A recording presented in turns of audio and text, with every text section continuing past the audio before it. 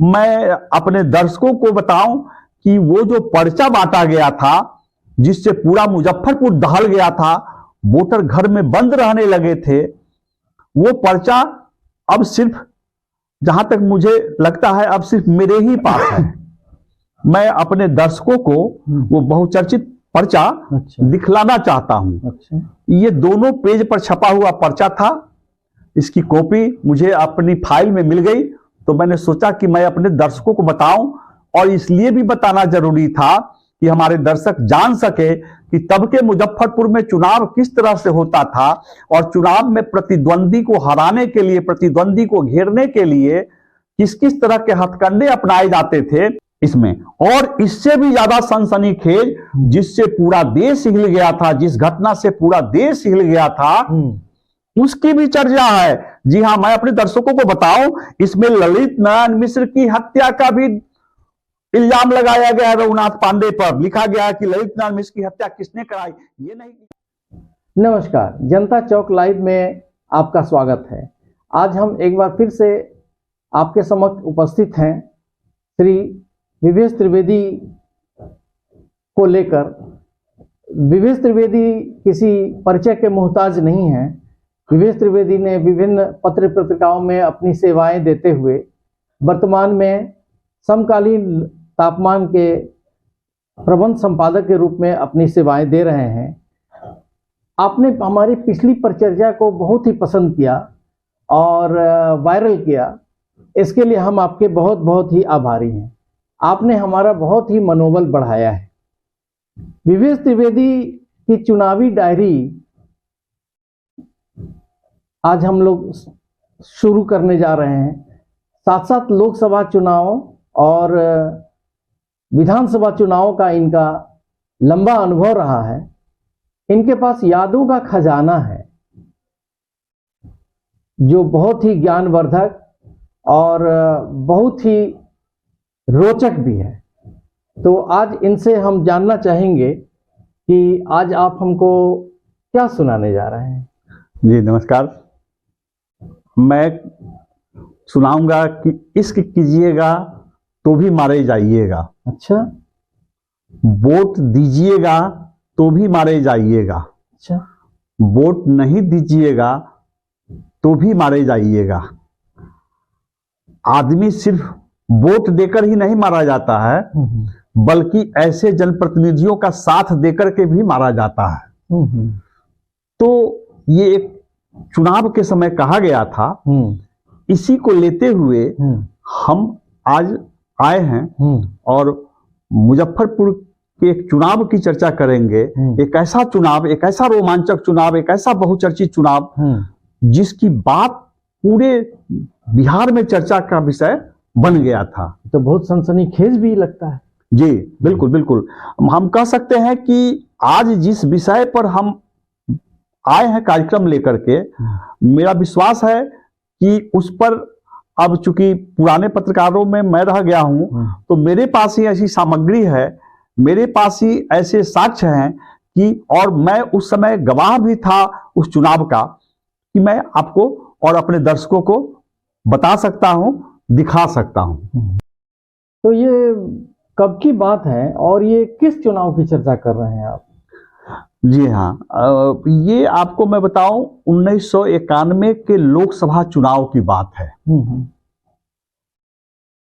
मुजफ्फरपुर में 1991 का लोकसभा चुनाव हो रहा था। उस चुनाव की बात है। और उस समय चौक चौराहों पर पूछा जाता था कि भाई ये किसने कहा, किससे कहा कि इस कीजिएगा तो मारे जाइएगा, वोट डालिएगा तो मारे जाइएगा, नहीं भी डालिएगा तो मारे जाइएगा। तो आपको बताऊं कि ऐसे हम लोग इतिहास में पढ़े हैं कि तुम मुझे खून दो मैं तुझे आजादी दूंगा। सुभाष चंद्र बोस नेताजी ने कहा था कि तुम मुझे खून दो मैं तुम्हें आजादी दूंगा। इस पर सवाल आते हैं परीक्षाओं में। लेकिन मुजफ्फरपुर में कहा गया था कि वोट दीजिएगा तो मारे जाइएगा, इश्क कीजिएगा तो मारे जाइएगा, मरिएगा, नहीं भी दीजिएगा वोट फिर भी मारे जाइएगा।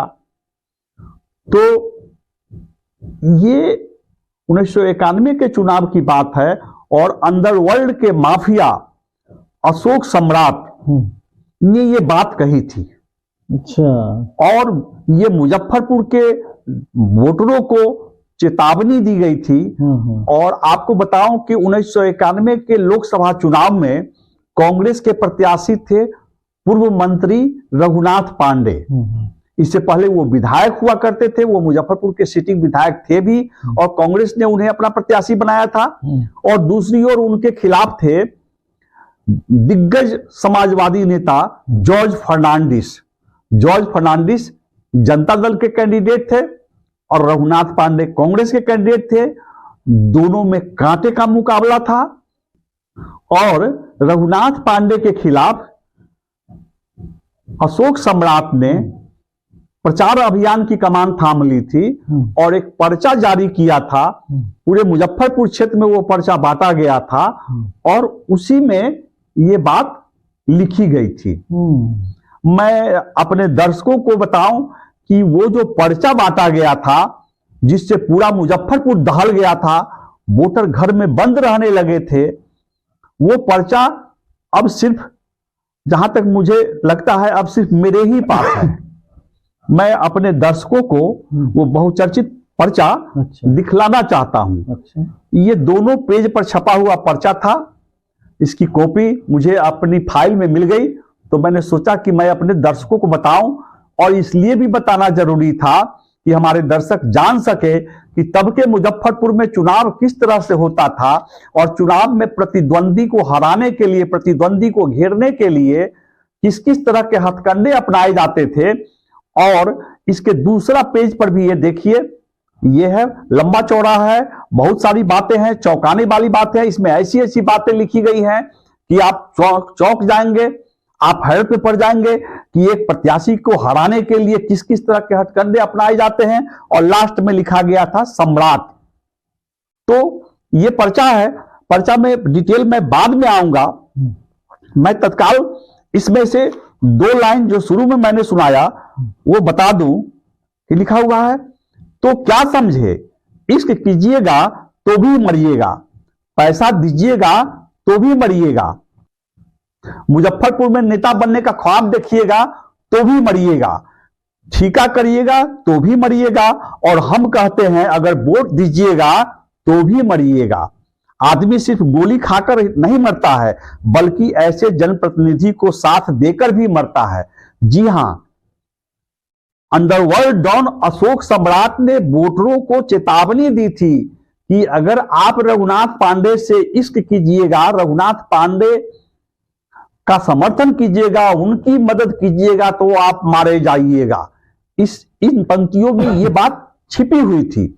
तो हमारे दर्शक अनुमान लगा सकते हैं कि कितना खतरनाक स्थिति थी। और ये मैं आपको बताऊं, ये अशोक सम्राट कोई समाज सुधारक नहीं थे और न ही इन्होंने समाज में शुचिता और चुनाव में पारदर्शिता लाने के लिए, चुनाव में सदाचार लाने के लिए गांधीवादी उद्देश्य के तहत यह पर्चा नहीं निकाला गया था। ये मोकामा के थे अशोक सम्राट और अंडरवर्ल्ड के डॉन थे। और उस समय मुजफ्फरपुर की जो राजनीति थी, मुजफ्फरपुर में जो राजनीति थी वो वर्चस्व की राजनीति थी। और वर्चस्व किसके लिए? तो मुजफ्फरपुर से लेकर गोरखपुर तक जो टेंडर, सरकारी योजनाओं का जो टेंडर है, उस पर वर्चस्व के लिए, मुजफ्फरपुर में जमीन के वैध अवैध जो धंधा चल रहा था उस पर वर्चस्व के लिए, अपराध की दुनिया में वर्चस्व के लिए जो लड़ाई चल रही थी, 2 विपरीत ध्रुव थे, उसमें से एक ध्रुव का नेतृत्व अशोक सम्राट कर रहे थे और इनकी लड़ाई चल रही थी। ये आमने सामने थे उस समय के छोटन शुक्ला से, जो एक अलग डॉन हुआ करते थे। तो उनकी लड़ाई छोटन शुक्ला से चल रही थी, लेकिन चूंकि उनको जो अशोक सम्राट को जो संरक्षण मिल रहा था जहां से, वहां के इशारे पर जिस राजनेता से उनके रिश्ते थे, उस राजनेता ने तय किया था कि रघुनाथ पांडे को हराना है और उसके लिए यह पर्चा जारी किया गया था। और आपको बताऊं कि यह पर्चा जारी करने के बाद अशोक सम्राट मोहल्लों में घूमे भी थे, गन्नीपुर सहित शहर के कई मोहल्लों में घूमे भी थे पर्चा लेकर के और लोगों को दिए भी थे। और आप जाहिर सी बात है कि जिसकी चर्चा कभी आप अखबार में पढ़ते हैं, सुनते हैं, जिससे पूरा मुजफ्फरपुर ही नहीं बिहार थर्राता है, जिसके पीछे मुजफ्फरपुर से लेकर गोरखपुर तक की पुलिस लगी हुई है, वो व्यक्ति आपके दरवाजे पर आ जाए और कहे कि वोट डालिएगा तो भी मारे जाइएगा, इस कीजिएगा तो भी मारे जाइएगा, तो घर की महिलाएं जब सुन लेंगी तो कहेंगी कि भाई आप वोट डालने नहीं जाइए। तो मैं अब शुरू में स्पष्ट कर देना चाहता हूं कि इसमें बहुत सारे गंभीर आरोप हैं, लेकिन ये घटनाओं में सत्यता है। जैसे इसमें बहुत सारे हत्याकांडों का जिक्र है, बहुत सारे अपहरण कांडों का जिक्र है, ये घटनाएं घटी थी, लेकिन अशोक सम्राट ने सरासर रघुनाथ पांडे की घेराबंदी करने के लिए, सारी घटनाओं के लिए रघुनाथ पांडे को जवाबदेह ठहरा दिया था, उन पर दोषारोपण किया था, चुनाव के समय उनकी छवि धूमिल करने के लिए ऐसा किया गया था। मैं ये कदापि नहीं कहता हूं कि इन घटनाओं में रघुनाथ पांडे की ही भूमिका थी, लेकिन चूंकि अशोक सम्राट को संरक्षण मिल रहा था उस समय के लीडर ब्रजबिहारी प्रसाद का, वो ब्रजबिहारी प्रसाद के संपर्क में थे, और इधर छोटन शुक्ला को संरक्षण मिल रहा था रघुनाथ पांडे जी का। तो रघुनाथ पांडे पर आरोप इसलिए लगाया गया कि अशोक सम्राट की जिस छोटन शुक्ला से लड़ाई चल रही थी और मुजफ्फरपुर शहर की सड़कों पर लाशें गिरी रहती थी आए दिन, मैं आपको बताऊंगा तो आप दहल जाएंगे उस समय कैसे कहां कहां लाशें गिरी रहती थी, कैसे हत्याएं हो रही थी। तो यह हत्याएं गैंगवार में हो रही थी, और एक गैंगवार के एक सूत्रधार, एक केंद्र ये खुद अशोक सम्राट थे।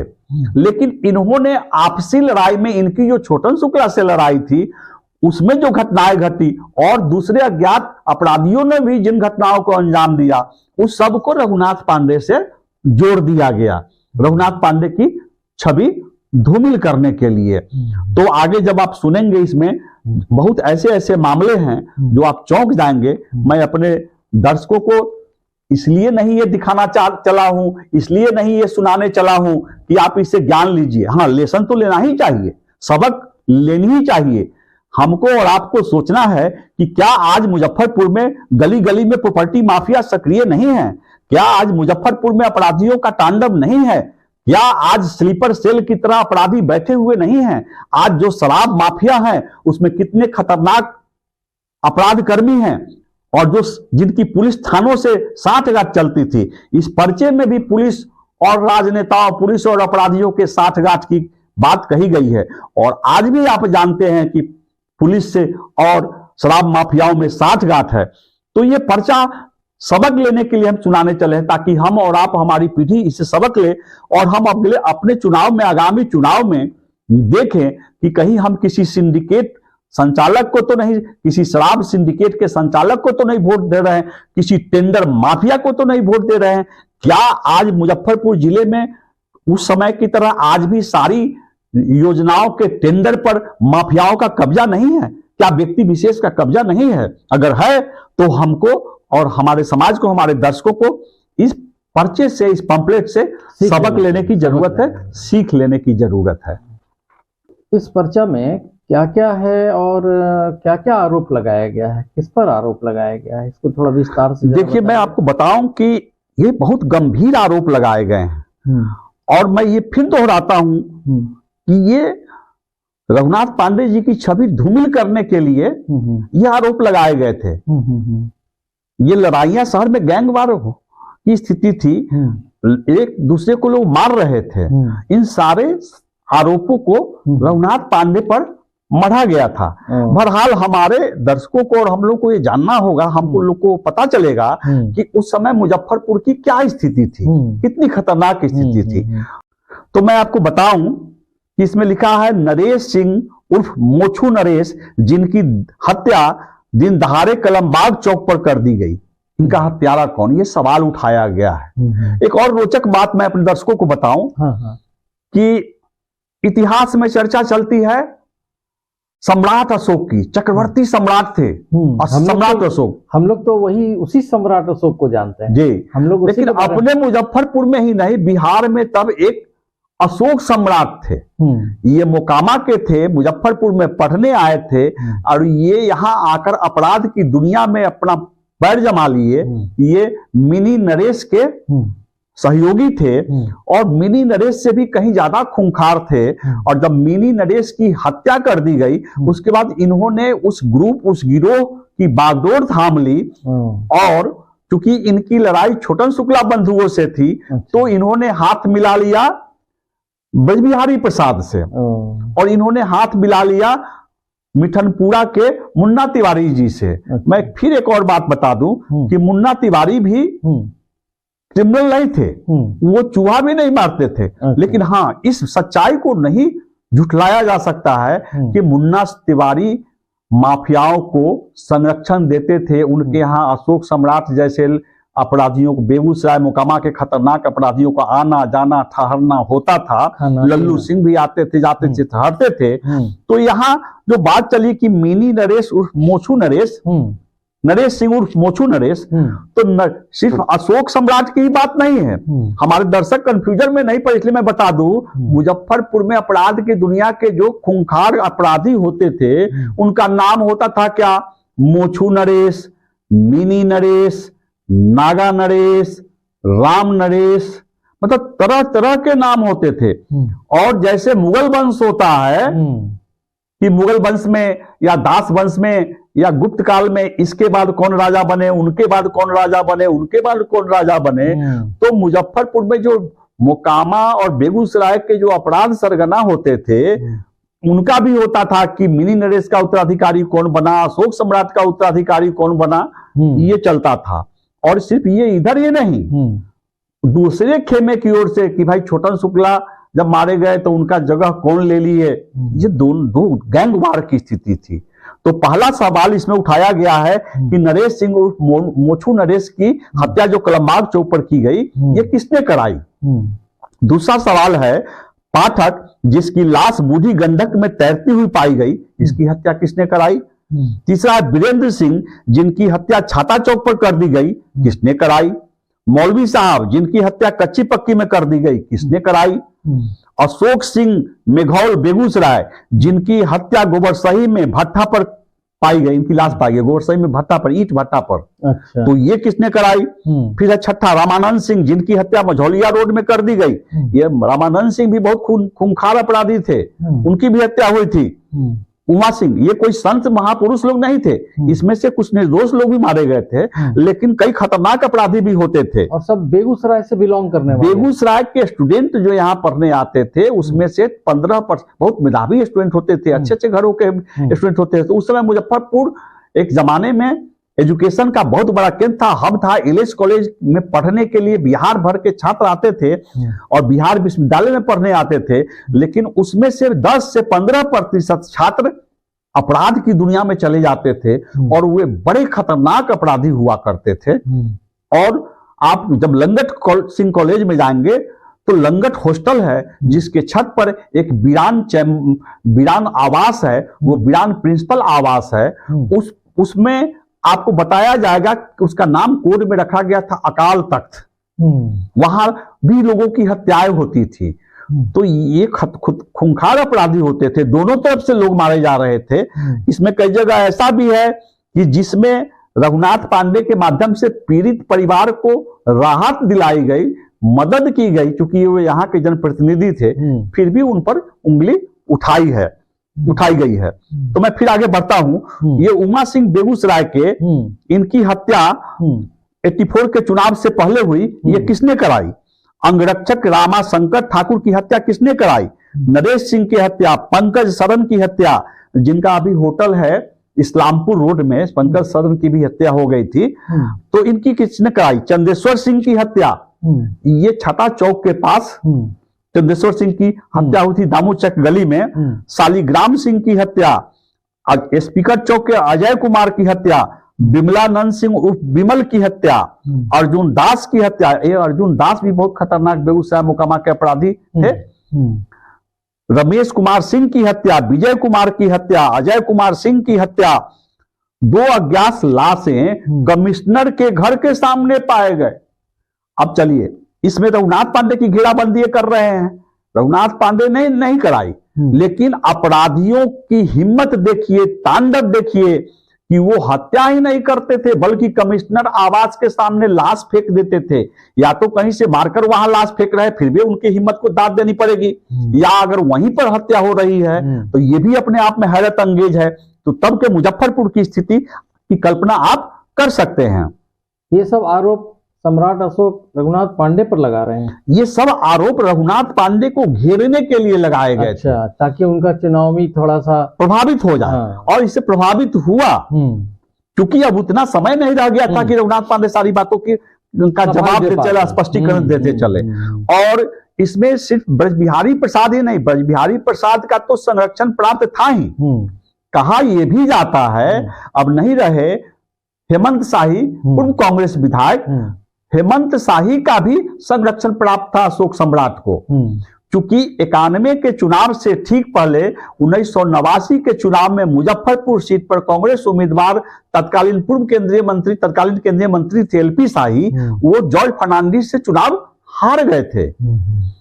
और ये भी एलपी शाही खेमा की शिकायत थी कि रघुनाथ पांडे ने, कांग्रेस नेता थे, यहाँ के विधायक थे, एलपी शाही का ठीक से मदद नहीं किया, चुनाव में सहयोग नहीं किया। ये भी आरोप लगाते थे कि भीतरघात किया गया। मैं इस विवाद में नहीं पड़ना चाहता हूं। दूसरी ओर मैं कई बार उस समय के कांग्रेसी नेताओं को यह भी कहते हुए सुना हूं कि रघुनाथ पांडे ने पूरी ईमानदारी से एलपी शाही की मदद की और उन्होंने चुनाव में अच्छा सहयोग किया। बहरहाल जो भी हो, राजनेताओं के रिश्ते तब खराब होते हैं, उसमें खटास आती है जब जो उनके चमचे होते हैं, कुछ छुटवाइये, वो कान भरते हैं कि फलाने ने आपका विरोध किया है। तो इस बात से नहीं इनकार किया जा सकता है कि एलपी शाही की हार को लेकर उनके लड़के हेमंत शाही के मन में मैल था और हेमंत शाही का संरक्षण प्राप्त था अशोक सम्राट को। तो जब ये पर्चा निकला था तो ये बड़ी चर्चा थी शहर में कि ब्रजबिहारी प्रसाद ने ये सब करवाया है और इस मामले में कहीं न कहीं हेमंत शाही का भी आशीर्वाद था। तो अब मैं कुछ और हत्याकांडों की चर्चा कर ले रहा हूं। एक है पताही का एक लड़का जिसे 89 संसदीय चुनाव में बूथ छापने के लिए ले जाया गया था, उसे जिंदा जला दिया गया। अब पताही के एक लड़के की को जिंदा जलाया गया, आप सोच सकते हैं कितनी बड़ी घटना थी। और चुनावी मामले में जिंदा जलाया गया, दोषी कोई हो, लेकिन ये रोंगटे सिहराने वाली घटना है, जघन्य। अब मैं आगे बढ़ता हूं। मिथिला बॉडी बिल्डर में 150 रुपए पर कार्यरत था वो लड़का जो पताही का था, जिसे जिंदा जलाया गया था। 2 अज्ञात ड्राइवर और खलासी की लाश जो सीतामढ़ी रोड में पाई गई, इसकी हत्या किसने कराई? नवीन सिंह बसंत के मुखिया का लड़का जिसकी लाश भगवानपुर कॉलेज के पास पाई गई, इसकी हत्या किसने कराई? इसमें सवाल उठाया गया है। रमन की हत्या किसने कराई? दीपक कुमार वर्मा की हत्या किसने कराई? ब्रजेश मिश्र की हत्या किसने कराई? इन मामलों को दिखाया गया इसमें। और इससे भी ज्यादा सनसनीखेज, जिससे पूरा देश हिल गया था, जिस घटना से पूरा देश हिल गया था, उसकी भी चर्चा है। जी हां, मैं अपने दर्शकों को बताऊं, इसमें ललित नारायण मिश्र की हत्या का भी इल्जाम लगाया गया है रघुनाथ पांडे पर। लिखा गया है कि ललित नारायण मिश्र की हत्या किसने कराई, ये नहीं लिखा गया कि रघुनाथ पांडे जी ने कराई, लेकिन उनके खिलाफ पर्चा निकाला गया है। और मैं अपने दर्शकों को बताऊं कि ललित नारायण मिश्र हत्याकांड, पूर्व केंद्रीय मंत्री, रेल मंत्री, समस्तीपुर रेलवे जंक्शन पर उनकी हत्या कर दी गई थी, बम से उड़ा दिया गया था। और उस मामले में रघुनाथ पांडे की संलिप्तता की भी लंबे समय तक जांच की गई थी, जांच कराई गई थी। और उस जांच में रघुनाथ पांडे बेदाग साबित हुए थे, कहीं से दोषी नहीं पाए गए थे।